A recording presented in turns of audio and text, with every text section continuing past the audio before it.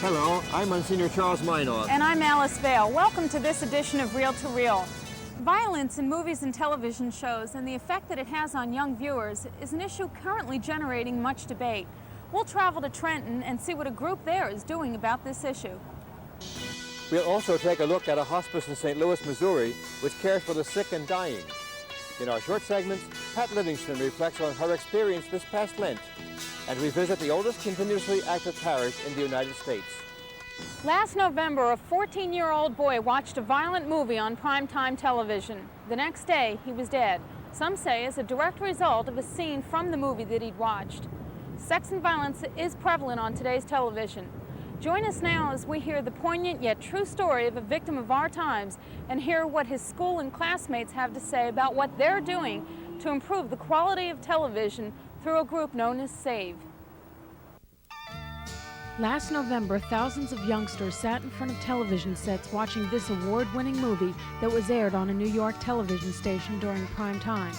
After viewing scenes such as this from The Deer Hunter, 13-year-old Fred Saganowski took his family's gun, found a bullet for it, and imitated the characters in the movie playing Russian roulette. The 8th grade student from Holy Cross School in Trenton died a few days later of head wounds. Less than 6 months after Fred's tragic death, a local television station announced it would air this same violent R-rated film at 8 p.m., which is considered primetime television viewing. In all, 16 deaths were recorded across the nation in 1980, all attributed to imitating scenes from The Deer Hunter, which Fred Saganowski was watching during prime time with his younger brother, John. And feed them on your dreams, the one they picked, the one you know by. Don't you ever ask them why, if they told you you would cry. The Trenton Police Department is often asked if television violence affects the behavior of young people. Their answer is that this tragic death proves that it definitely does. Detective Howard White of the Juvenile Division speaks to young people about the dangers of imitating TV characters, and he tells us how kids imitate what they see on television and how dangerous that is. There is a direct connection with TV violence, and it's very evident in certain programs that are viewed by the young kids today. One in particular is the Bruce Lee and the Karate Craze. The other one is the Dukes of Hazzards with their car stealing and driving erratically. And we have the other one with the Evel Knievel. They're at an age now where they're seeking out different things. They're trying to find something, and they're very inquisitive. They want to see if this actually happens, if they can do it, and in fact, do it. And, you know, do it within your peer group so someone else can view it and say, well, Johnny's a big guy. He did just what they did on the movies, and this is why they're doing these things. After the death of their classmate, the students at Holy Cross lost no time organizing themselves to fight sex and violence on TV. They spoke at Sunday Mass, voicing concern and calling for support for their program. We, the 8th graders, got together with Mrs. Ettinger, our great 7th grade teacher, and formed what we call the SAVE program, S-A-V-E, which means Sex and Violence Exterminated from TV. We put together 4 goals. 1, to encourage gun control at home. 2, to boycott products that support sex and violence on TV. 3, to promote parental supervision of television for their children. And 4, to seek the cooperation from TV stations for better quality shows. The evening Deer Hunter was aired, Fred's parents, pastor, teacher, classmates, and friends came to Philadelphia to picket the station that had tuned them out. For 2 hours, they marched silently and peacefully, remembering what occurred when The Deer Hunter was last shown. They prayed for their lost classmate and that the film wouldn't cause another victim to imitate the deadly game of Russian roulette.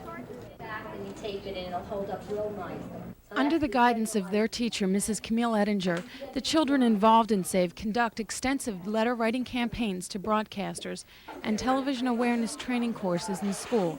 Mrs. Ettinger talks about how the children drew closer after the death of their classmate Fred and how the SAVE group began. We found out from the morning paper that Freddie had shot himself. Everybody was very, very upset. And we all needed each other And probably the most positive way that we could have handled our feelings was to group together. One of the most important things they learned was that scenes that they view on TV are actually done in a make-believe fashion, and that when they're attempted in real life, injury or death can occur. And then we decided that we would write letters to the editor of the Trentonian. So we wrote the letters, and they were excellent. They put the letters in the paper, but for a whole week, they had features of the pro and con of TV viewing and violence. And from those stories, we were able to develop objectives, and came the birth of SAVE. One of Fred's classmates, Stephen Zuter, is the treasurer of SAVE. Yes. He told us that they are trying to get enough money together to buy a TV commercial. Well, when we get our commercial, we want to get our message through to people that when you watch a violent show, you have to have parental supervision, so like the people won't, or the children won't be influenced by the TV program.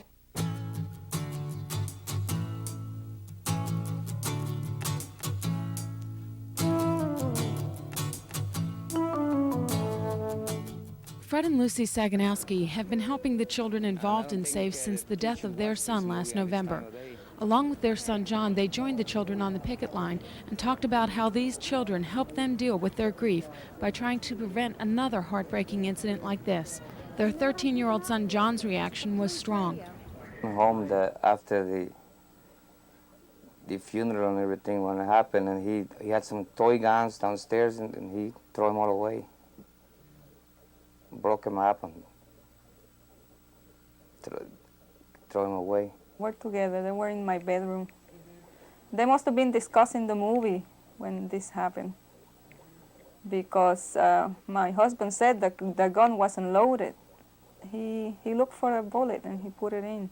And he liked to draw cars, vans and pickup trucks and things. He was real good at that. And mostly what he did was that, or be with his friend, visiting their houses. And he was an altar boy in school. He was a good kid. We didn't have no problem with him. Because a lot of people want to watch movie like this, adults, they should watch it 11 o'clock at night.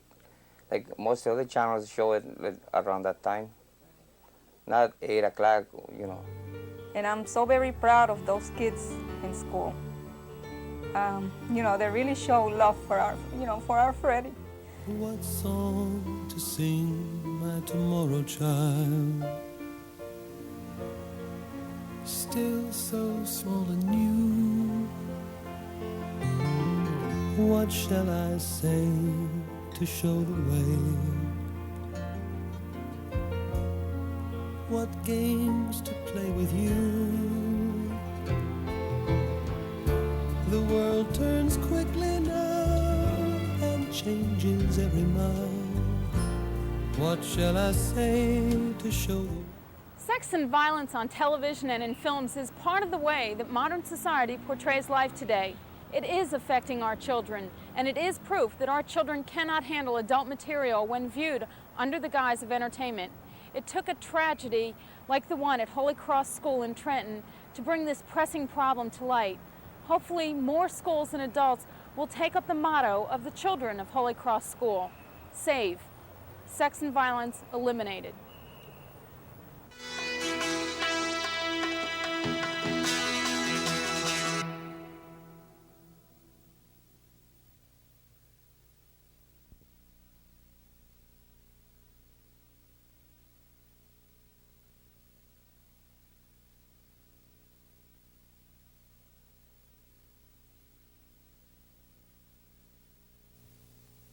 Hail, Mother of Mercy. Salve Mater Misericordiae, Mother of God and of pardon. Mater Dei et Mater Mother of Dei, hope and of grace.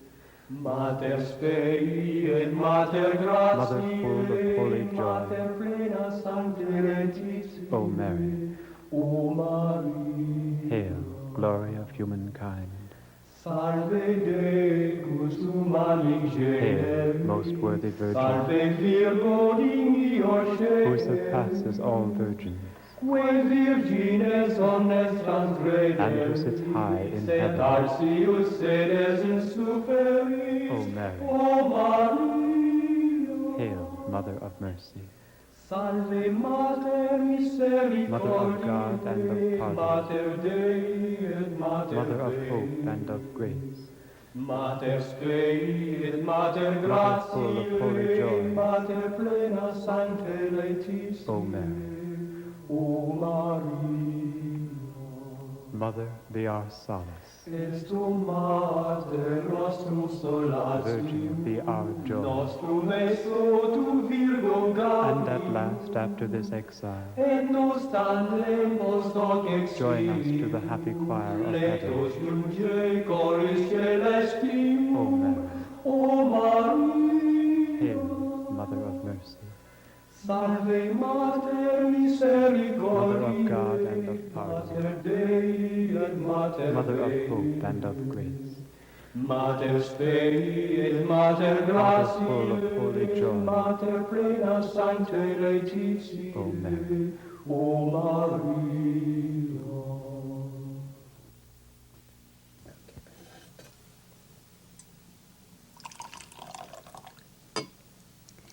Every time I see a plate of goodies like this, I think of something that I learned this past Lent. My name is Pat Livingston. I'd like to talk a little bit about giving things up. This last Lent, I gave up sweets for the first time in years and years. I had stopped giving things up for Lent.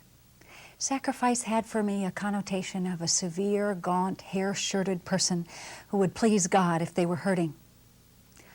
I don't think of God like that anymore.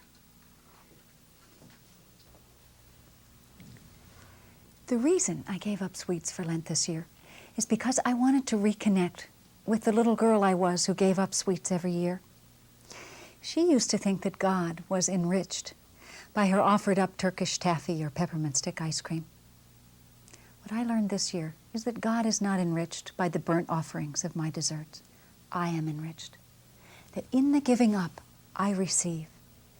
So that in the space when I am not eating the hot fudge, I have time to go inside and experience the touch of God. Matthew has Jesus saying, "It is not sacrifice I want, it is mercy." And the touch of mercy happens in the space created by the giving up.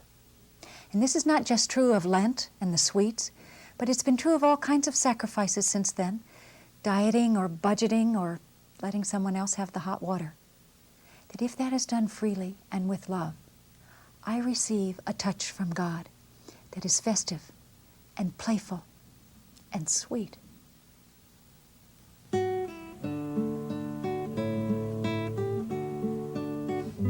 Back in the early days, pirates from the Chesapeake used to sail these waters off the coast of southern Maryland, where the Potomac and the Port Tobacco rivers meet.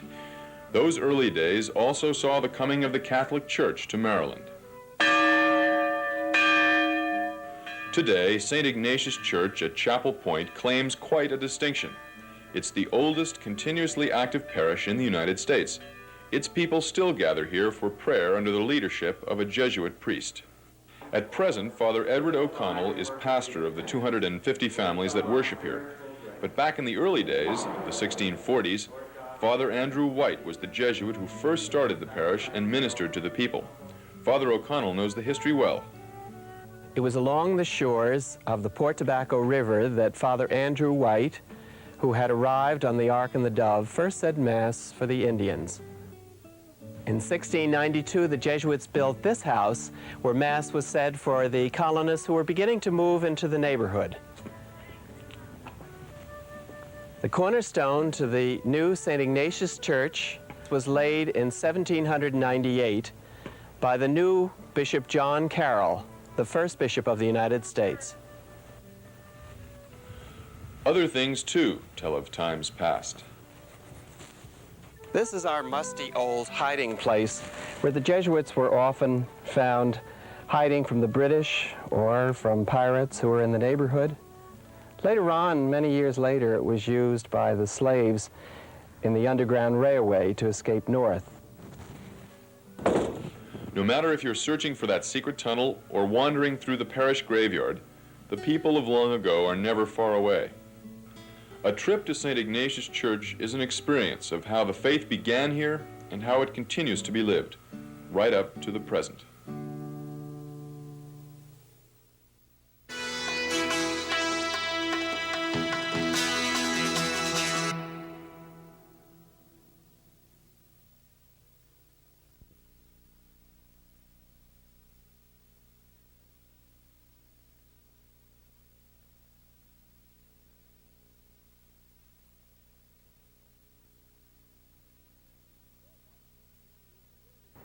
The word hospice means community for sojourners. Hospices were instituted by the religious communities in medieval Europe to care for the sick. At St. Mary's Health Center Hospice in St. Louis, Missouri, they provide care and help for the terminally ill and their families.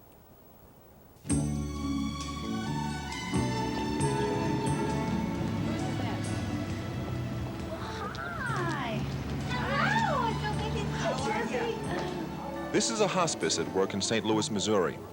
But hospice is not this house, it's these women. They are part of an emerging concept called hospice care, which emphasizes the unique needs of terminally ill patients and their families. These three women, Sister Vera Borgmeyer, Nurse Pat Stanton, and Nurse Jerry Thurman, are the people who make the hospice program at St. Mary's Health Center something special. Today they're visiting Jessie Letourneau and her family in the suburbs of St. Louis. Several months ago, Jessie's husband died of cancer. From the beginning of his illness, through his death, and now even after his death, Sister Vera, Pat, and Jerry have stayed close to the family in its time of need. I wouldn't go so far as to say it was a happy death, but I think we had a gentle death. And I think thanks to... Peacefully. Yeah. And I think thanks to hospice. I think thanks to, Vera being here when we needed her, and Pat being there when we needed her, and Father Pat being there at Mass, and it really, it helped us have a gentle death. It is this concern, not only for the dying person, but also for the whole family, that makes hospice care something different from traditional hospital care. When we do meet a patient, we like to meet very soon the family. We like to work with that family. The first thing we like to facilitate is the family and the patient working through this grief and through the patient's death and the acceptance of what is a natural thing, which is death. I told you like a little soggy film here. That's all right. Tears are an important part, Jessie. Tears are beautiful. Oh, then I must have a good diamonds. Good thing going. That's right. Can't keep those feelings bottled up. It is fear of death, of the changes it brings, of the unknown, that creates very special needs. Hospice helps to reconcile death and to make the transition from life to death easier for the patient and the family. Keep in touch now. Oh, I will.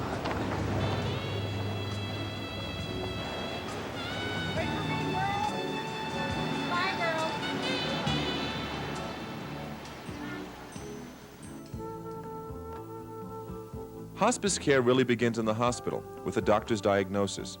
This is St. Mary's Health Center in St. Louis, and it is here that Sister Vera, Pat, and Jerry begin their work. I feel very, very definitely directed by the Lord. And my response takes shape, takes form in hospice work. What I'm doing now is a result of 22 years as a nurse. And a lot of what I'm doing now is something that I've done all along and I've grown into. This is not just where I said, hey, I think I'd like to do hospice work. I'm going to try that for a couple of years. This is the culmination of something. In nursing, you do try to take care of the whole person.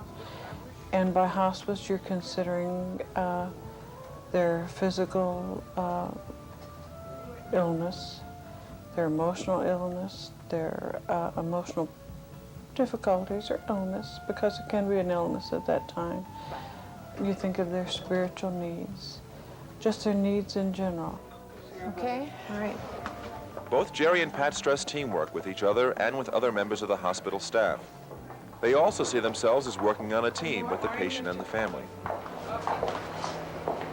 You're looking mighty chipper today.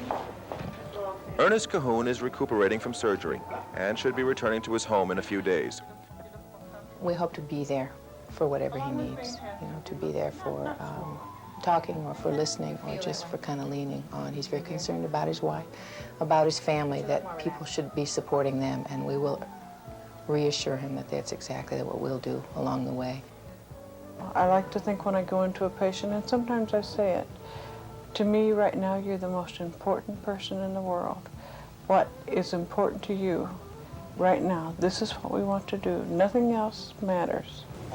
I have a lot to finish up yet, most certainly you do. That's why we were talking about pain.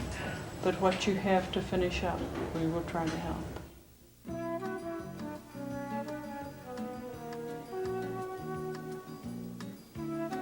Our first patient this afternoon is Mr. Thomas Martin. He's been on home care for several years, but recently he developed cancer of the lung and became part of our hospice unit. Sister Vera is a member of the Sisters of Charity of the Incarnate Word. She's also a nurse and drives 70 miles a day visiting our hospice patients in their homes. Hospice encourages patients to spend as much time at home as possible, often even dying there. I want to bring him life for as long as that's possible, a quality of life, a quality of caring about him, that he's really important. I guess some people think, well, just because that person's dying, they don't have any interest or they don't care for life, and that's not true. They care a lot about life.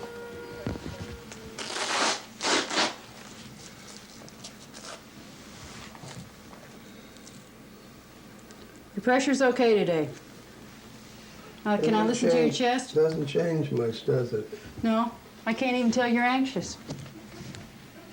In this hospice program especially, I can't speak too highly for them. They care for you. They have what I call TLC, which so many places don't. Not sympathy, but the feeling that there are people that care and devote their lives to caring for other people that are unable to do it for themselves. Now, Mr. Martin, I'll see you next Thursday. Be looking forward to it, sister. But now, if you need me in the meantime, you know how to get in touch with me. All right? I'll call you about 2 o'clock some morning when I'm having one of those headaches. Okay. That'll be all right. I'll come running. I know you will. Bye. That's what I like about you people. God bless. Right. I sure will.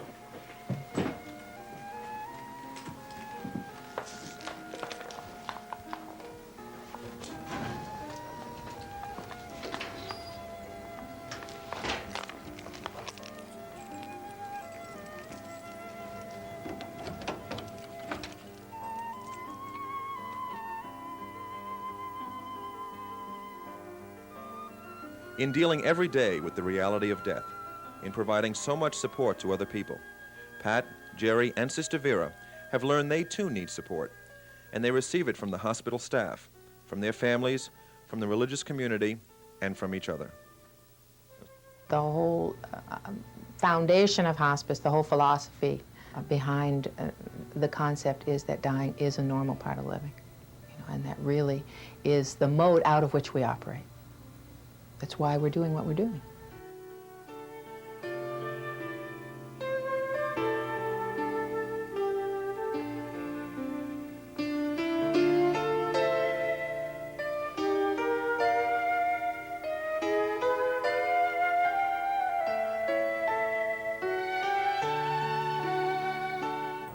We've got some exciting news we'd like to share with you. Beginning next week, Reel to Reel will come to you on Sunday evening at 8 o'clock. This shift of day and time will hopefully bring us an opportunity to reach even more viewers and share with them the good things Christians are doing in Delaware Valley. Won't you help us to spread the word? Tell your friends, beginning June 7th, Reel to Reel will come on Sunday evenings at 8 o'clock. And by the way, we shall continue to bring Reel to Reel on Saturday mornings at 10:30. And to celebrate our new time and day, we have a really exciting show next week. We'll examine the issue of capital punishment from two perspectives, the law and the church. And we'll also have a rare visit with Mother Teresa. Our short segments will feature words from Father Jim Young and comments from actor Bill Macy. We hope you'll join us next week at our new time. Thanks for all of your support. Goodbye and God bless you.